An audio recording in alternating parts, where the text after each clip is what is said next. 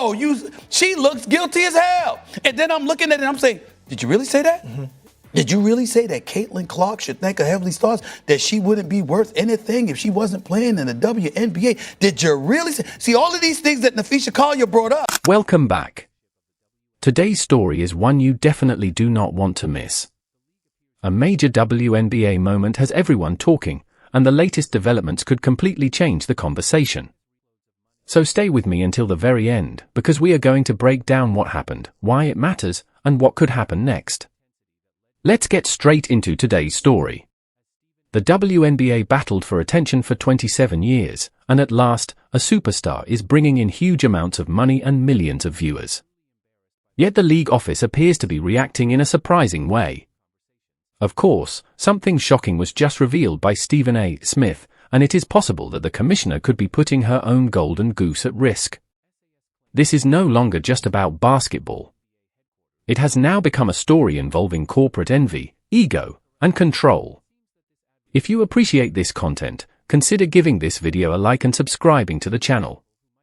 Believe it or not, more than 85% of viewers have not subscribed yet. It is completely free and only takes a second, but it means the world to us. So, did you subscribe already? Great! Thank you so much for your support.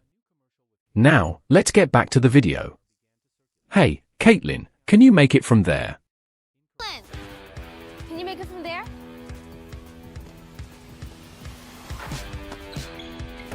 Hey, Caitlin, how about from here? Come on, guys. Yeah, she can't make it from there. No chance. Caitlin, conmigo, let. You got it. I'm not even gonna ask. Hey, Caitlin, from here might be impressive. Am I right? Whatever, Chet. From right here. From there. Is this the most obvious example of self-sabotage in sports history, or has WNBA leadership completely lost control?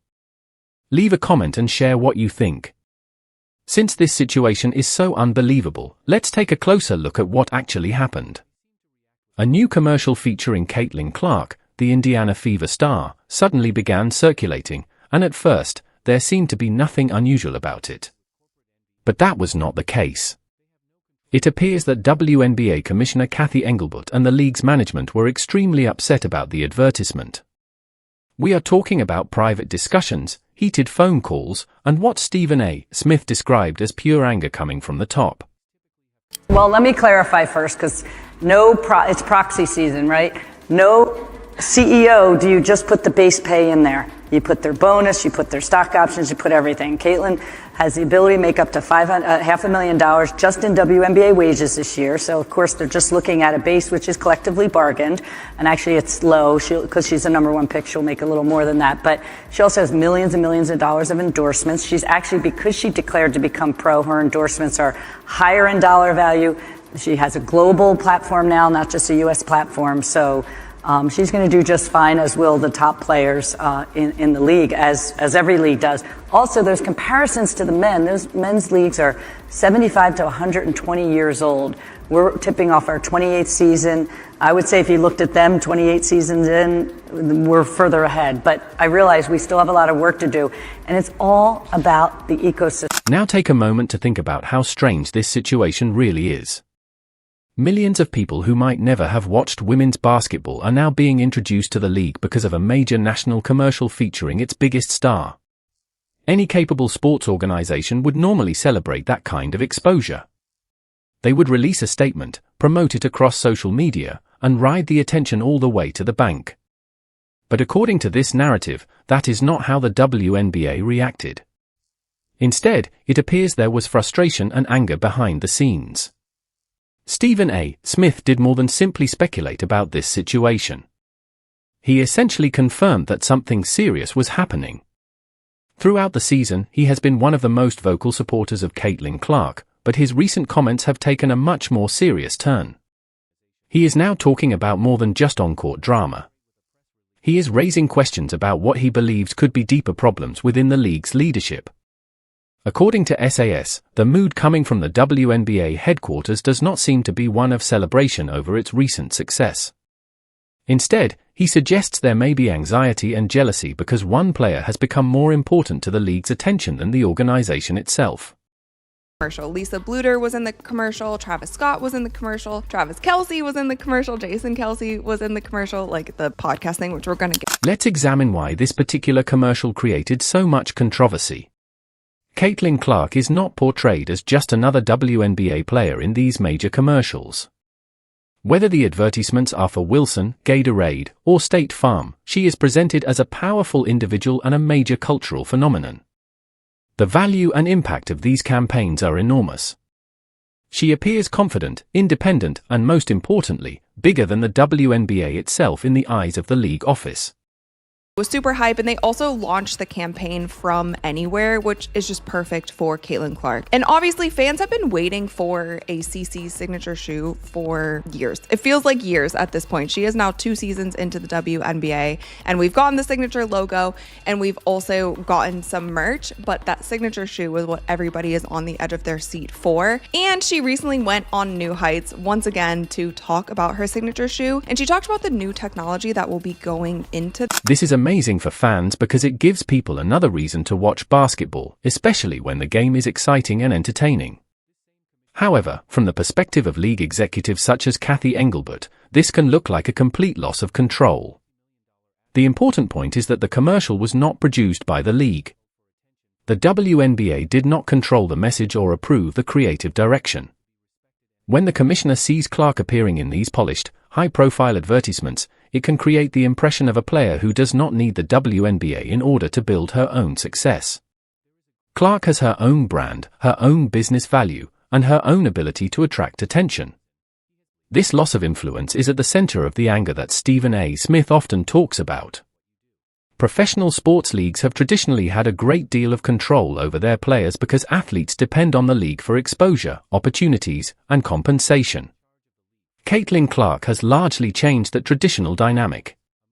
Everyone can see that she has the potential to earn far more money away from the court than she does on it, and money creates influence.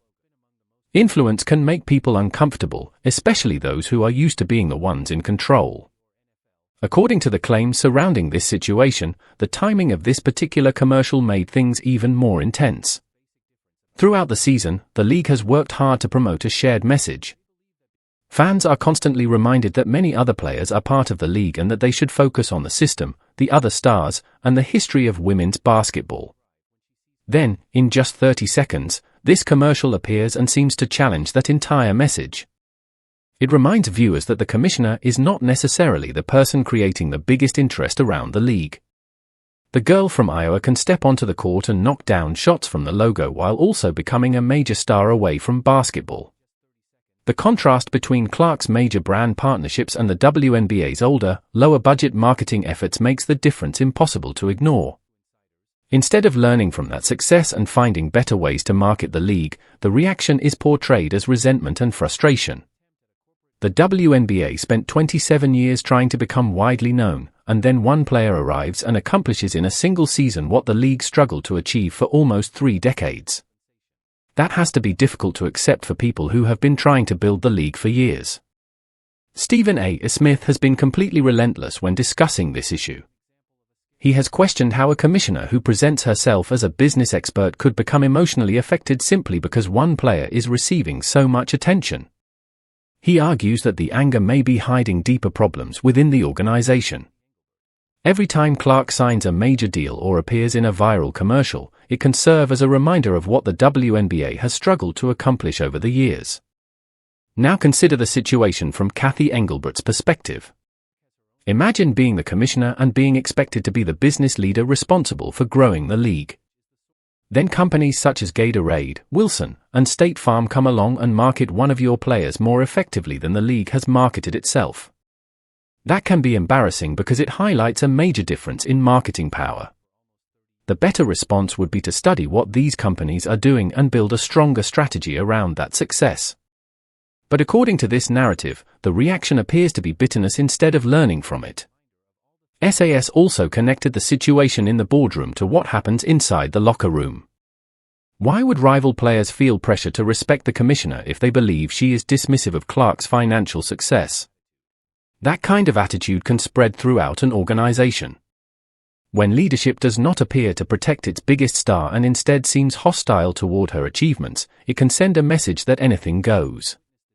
Some of the hard fouls and questionable plays we have seen this season are being connected to that larger environment, although those connections remain allegations rather than proven facts.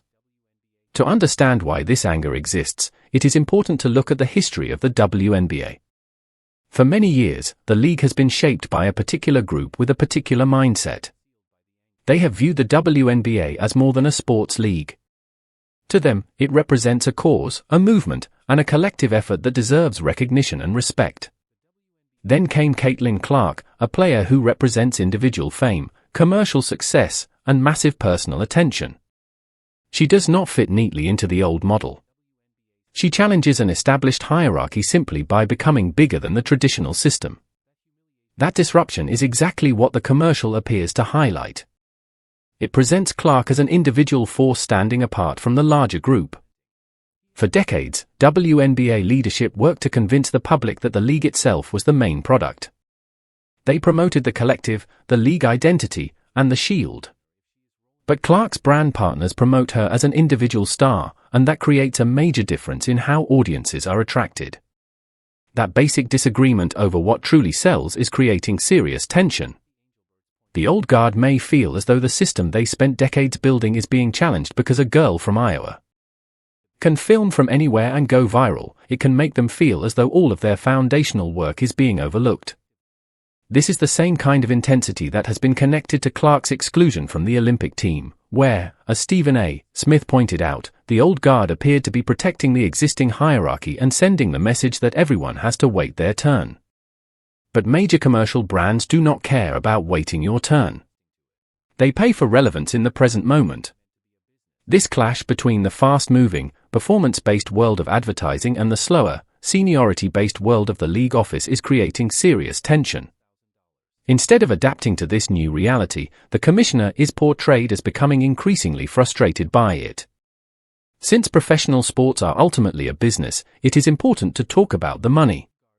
The controversy surrounding Clark's commercial is being presented as another example of the corporate problem Stephen A. Smith has repeatedly accused the WNBA of having. When a player in a major league such as the NBA or NFL lands a huge national advertisement, the commissioner normally celebrates because it increases the overall value of the business. It brings casual viewers to games, creates more interest in merchandise, and gives the entire league additional exposure. So why would WNBA leadership be upset? According to this argument, the problem is that the league does not receive the credit. The situation can make the league look cheap or unprofessional because Clark's reported earnings away from the court are far higher than her WNBA salary. A public relations problem develops when casual fans see Clark appearing in massive advertising campaigns and then discover that the WNBA pays her a relatively small base salary of around $76,000. That immediately draws attention to the gap between her off-court value and her league compensation, as well as questions about revenue sharing. The commissioner knows this. She knows that every major commercial featuring Clark can remind the public of the financial issues surrounding WNBA players. It naturally raises an uncomfortable question: if this player is generating so much attention and money, why does the league still struggle financially? Instead of improving the revenue model or celebrating the exposure, leadership is portrayed as becoming defensive. It can appear as though they would rather Clark receive less attention so they would not have to answer those difficult financial questions. Fighting over small pieces while Clark is helping create an entirely new market is a classic example of a scarcity mindset. Now let's focus specifically on Cathy Engelbert. She was brought in as a business-focused executive who was expected to understand growth, strategy, and numbers. Yet the rise of Caitlin Clark has created a situation that appears to have challenged that approach. Her response to this new commercial era has often been portrayed as awkward and uncertain. Remember that during a broadcast interview, the same commissioner struggled to answer a simple question involving allegations of racial hostility toward Clark. Her attempt at a carefully worded corporate response backfired badly. According to Smith, Engelbert is frustrated because she knows she is being watched closely. WNBA teams are owned by business people who pay attention to the numbers. They see sold-out arenas, merchandise moving off shelves, growing attention, and even the league's increased use of charter flights. If the commissioner starts being viewed as an obstacle to growth or as someone who is upset about major commercials instead of taking advantage of them, her position could eventually become difficult to defend. Fear may be behind some of this anger, especially the fear that the current leadership could be exposed as being unprepared for this new era. Engelbert does not appear, according to this narrative, to be moving at the same speed as Clark's growth. The commercial represents that speed. It is polished, fast, modern, and designed to reach audiences around the world. Meanwhile, official WNBA marketing can sometimes appear slower and more traditional. In this battle between modern marketing and outdated presentation, the commissioner is portrayed as losing badly. Reports suggest that the frustration comes from being surpassed by her own player instead of finding a way to match Clark's momentum. The strongest word used to describe this situation is jealousy, and Stephen A. Smith has used that word. Charles Barkley has also talked about jealousy in sports, where players sometimes become envious of one another. But SAS is now suggesting that jealousy can exist inside the executive level as well. A commissioner can potentially become jealous of her own player. But why would that happen? Because Clark may have more real influence and public power than Engelbert. Millions of people pay attention when Caitlin Clark speaks, while many casual fans may not even recognize the commissioner's name when she appears. For an executive who is used to being in control, that can be a difficult reality. Regardless of the league standings, this new commercial strengthens Clark's position as one of the biggest faces of women's basketball. For years, league officials tried to build stars and guide fans toward who they should support. When Clark arrived, the process happened naturally, organically, and almost instantly. The frustration being described here is similar to that of a micromanager who suddenly realizes that control is slipping away. Because Clark does not depend entirely on the league's approval or money, officials cannot dictate what she wears, what she says, or which companies she works with. Her independence directly challenges that traditional power structure. Some fans believe this has shown itself in smaller ways, including how long official WNBA accounts take to share Clark's highlights compared with other players. Throughout the season, fans have pointed out what they believe is a pattern. If that pattern exists, it can look petty and immature, especially when it appears to come from the top. One of the most noticeable parts of this entire situation is what the league reportedly did not do. When the new commercial was released, did the official WNBA account repost it? Did the league congratulate its biggest star for reaching an even larger audience? Did it issue a statement celebrating the connection between Clark and a major national brand? According to this narrative, there was complete silence. When NBA players release signature shoes or appear in major advertisements, the league often promotes those moments because it understands that a player's success can benefit the entire basketball ecosystem. But the WNBA has been portrayed as unusually quiet about Clark's commercial success. To critics, that silence appears to support many of Stephen A. Smith's claims. If the biggest achievements of your biggest star are being ignored, fans may naturally wonder whether resentment is involved. That silence can also damage the league's relationship with its own audience. Clark has brought millions of new eyes to women's basketball, and those fans notice what they believe is a double standard. They begin to see the league executives as the antagonists in the story instead of the people supporting its biggest opportunity.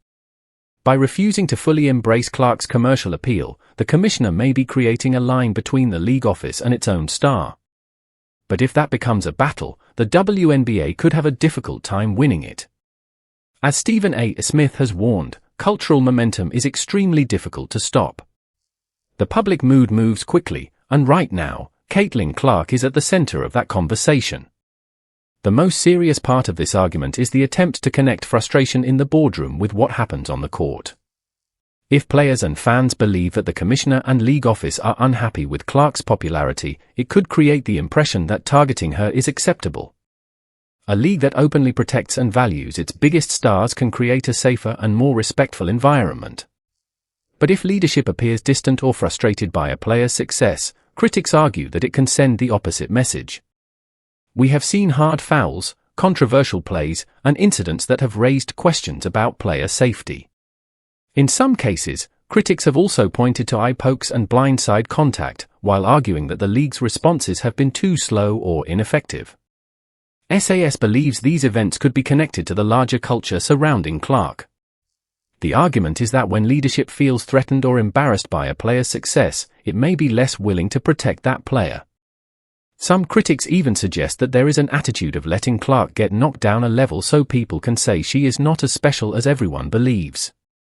But every time she gets back up and appears in another major commercial, that argument is challenged all over again. Stephen A. Smith has now raised serious questions about whether the league is taking the wrong approach. Please hit the like and subscribe buttons if this story opened your eyes, because this drama is far from